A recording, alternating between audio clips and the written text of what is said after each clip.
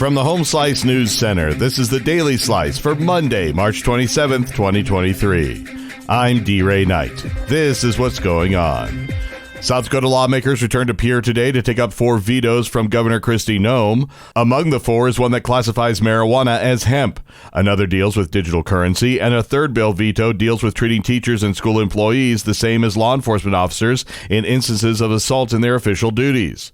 The 4th bill, vetoed, would enable underage South Dakotans to consume alcohol as part of college courses. Today will be the last day of the 2023 legislative session as lawmakers take on the vetoed bills and any other last-minute business.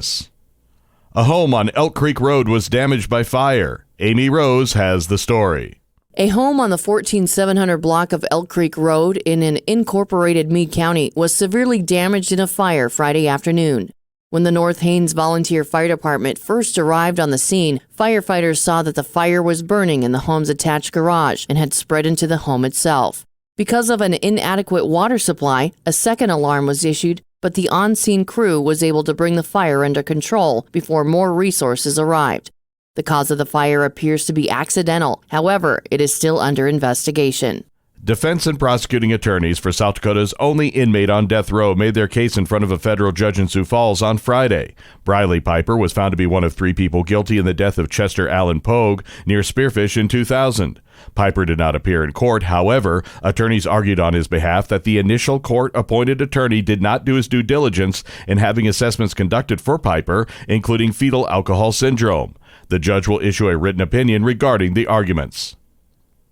In national and international news, North Carolina-based First Citizens will buy Silicon Valley Bank, the tech industry-focused financial institution that collapsed earlier this month. The deal could reassure investors at a time of shaken confidence in the banking industry. The Federal Deposit Insurance Corporation and other regulators had already taken extraordinary steps to head off a wider banking crisis by guaranteeing that depositors in Silicon Valley Bank and another failed U.S. bank would be able to access all of their money. Customers of Silicon Valley will automatically become customers of First Citizens, which is headquartered in Raleigh. Ukraine is calling for an emergency meeting of the UN Security Council. Amy Rose has the details. Ukraine's government has called for an emergency meeting of the UN Security Council to counter the Kremlin's nuclear blackmail after Russian President Vladimir Putin revealed plans to station tactical weapons in Belarus.